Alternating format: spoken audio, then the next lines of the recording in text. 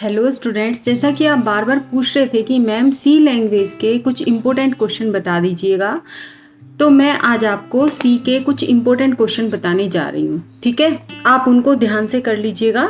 ठीक है, देखिए स्टूडेंट्स, क्या है यूनिट फर्स्ट में तो आपको data types, how many types of data types we are used in C programming, बहुत अच्छे से कंसेप्ट को कर लेना है। नेक्स्ट आप स्ट्रक्चर ऑफ सी प्रोग्राम करेंगे, राइट। उसके बाद आप फर्स्ट यूनिट में ऑपरेटर्स अच्छे से करेंगे। ठीक है, अब बात आती है यूनिट सेकंड की।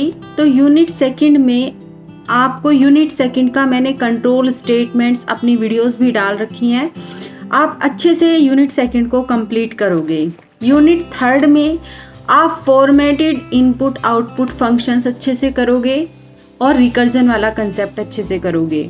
फंक्शंस क्या होते हैं आपको बेसिकली पता होना चाहिए फंक्शंस के बारे में, जैसे कि मैंने आपको अपनी वीडियोस में भी बताया था कि कौन कौन से हम बिल्ट इन फंक्शंस और यूजर डिफाइंड फंक्शंस यूज करते हैं, उनको आप बहुत अच्छे से करिएगा। नेक्स्ट बात आती है यूनिट फोर्थ की। यूनिट फोर्थ में आपको मैंने कंसेप्ट करवाया था स्टोरेज क्लासेस इन सी, अच्छे से करिएगा। और एक है फ्लो चार्ट एल्गोरिथम, ठीक है, वो अच्छे से। बाकी यूनिट फोर्थ में कुछ खास करने की जरूरत नहीं है। अगर आप स्टार्टिंग वाली थर्ड यूनिट में से जो भी मैं इंपॉर्टेंट बता रही हूँ वो अच्छे से कर लेते हो तो आप क्वेश्चंस अटेम्प्ट कर पाओगे। ठीक है, तो wish you all the best students. और आज मैं आपको अपने इस लेक्चर में पैरामीटर्स बताने जा रही हूँ कि पैरामीटर्स होते क्या हैं। तो चलिए फिर स्टार्ट करते हैं parameters, and wish you all the best for your exams. Thank you so much. Passing parameters.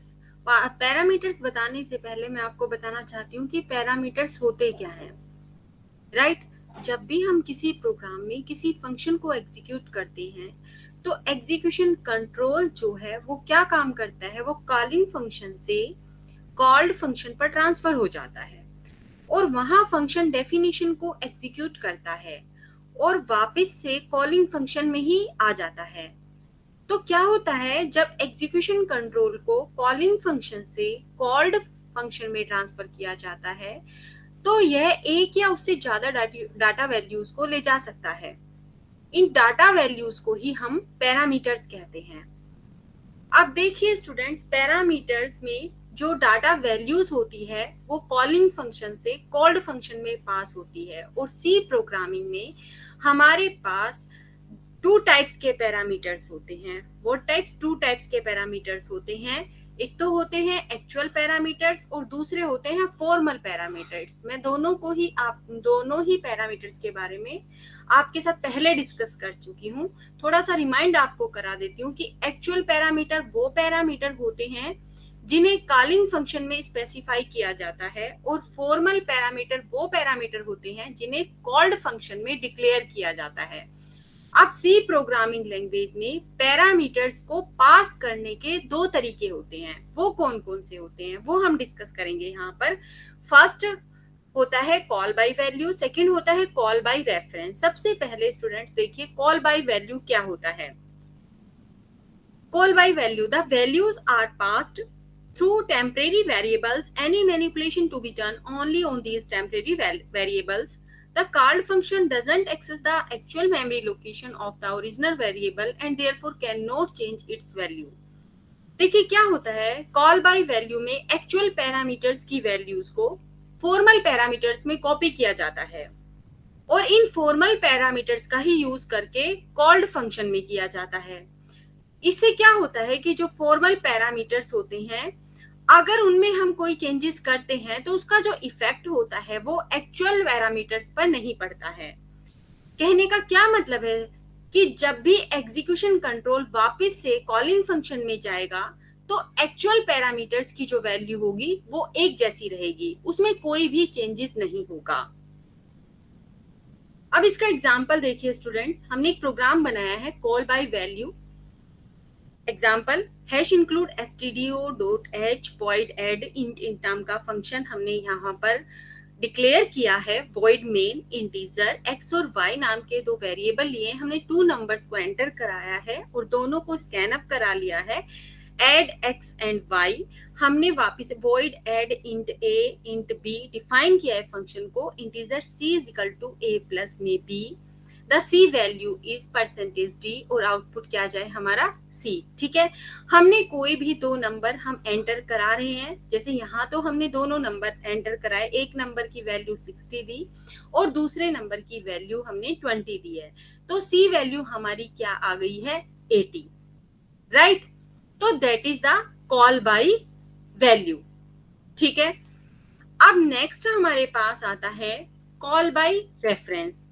अब कॉल बाई रेफरेंस क्या होता है, the function is allowed access the actual memory location address. क्या करता है, एक्सेस करता है मेमोरी एड्रेस लोकेशन को ऑफ द आर्गुमेंट्स, किसके, ओरिजिनल वेरिएबल के, and therefore can changes the value of the arguments of the calling routine have to be changed.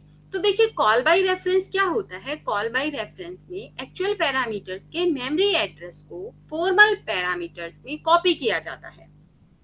इस address का यूज करके कॉल्ड फंक्शन में एक्चुअल पैरामीटर के memory location को access करने के लिए यूज करते हैं। अब अगर फॉर्मल पैरामीटर्स में कोई भी चेंजेस अगर करते हो तो उसका जो इफेक्ट है वो किस पर पड़ता है, एक्चुअल पैरामीटर्स पर पड़ता है। अब देखिए स्टूडेंट्स, इसका यूज देखिए आप, कॉल बाई रेफरेंस का हमने प्रोग्राम बनाया, स्वैपिंग कर रहे हैं हम कि वैल्यू क्या होगी, स्वैपिंग मतलब इंटरचेंज हो जाएगी। हमने एंटर कराया number to be swap, scanf करा लिया, वैल्यू बिफोर स्वैपिंग हमारी ये थी और आफ्टर स्वैपिंग हमारी वैल्यू ये हो जाती है। ठीक है, अब देखिए स्टूडेंट्स क्या हुआ, enter the number two swap, first value कितनी हमारी 5, ठीक है, द वैल्यू बिफोर स्वैपिंग हमारे पास क्या थी 5 और 6, स्वैप्ड वैल्यू क्या आ गई हमारे 6 और 5, तो क्या होगा, वैल्यू क्या होगा, इसका एड्रेस चेंज हो जाएगा क्योंकि दोनों वैल्यू क्या हुई है आपस में इंटरचेंज हो गई हैं। इसलिए हमने यहाँ पे एक टेम्प लिया, टेम्प एक खाली वेरिएबल, जब भी हम एक दो वैल्यू को इंटरचेंज कराते हैं आपस में तो हम एक खाली वेरिएबल रखते हैं जिसका नाम रखते हैं टेम्प। ठीक है, टेम्प क्या हो जाए, अब ये हमने यूज किया कि इसके कंटेंट्स इसमें चला जाए और उसका फिर किस में चला जाए, इसके अंदर चला जाए, फिर वो अपनी जगह पर वापिस आ जाए। तो हमें एक थर्ड वेरिएबल इसमें रखना होता है, राइट। अब क्या अगर बात आती है, देखिए बहुत ही इंपॉर्टेंट क्वेश्चन इसके अंदर आता है कि क्या क्या डिफरेंस होता है call by value and call by reference में, तो ये आप अच्छे से कर लीजिएगा।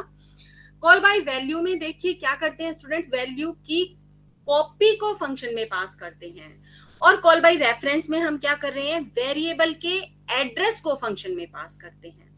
ठीक है, कॉल बाय वैल्यू में हम क्या करते हैं, फॉर्मल पैरामीटर्स की वैल्यू को चेंज करने पर एक्चुअल पैरामीटर्स की वैल्यू में कोई चेंज नहीं आता है, और जबकि कॉल बाय रेफरेंस में फॉर्मल पैरामीटर्स में चेंज करने पर एक्चुअल पैरामीटर्स की वैल्यू भी चेंज हो जाएगी।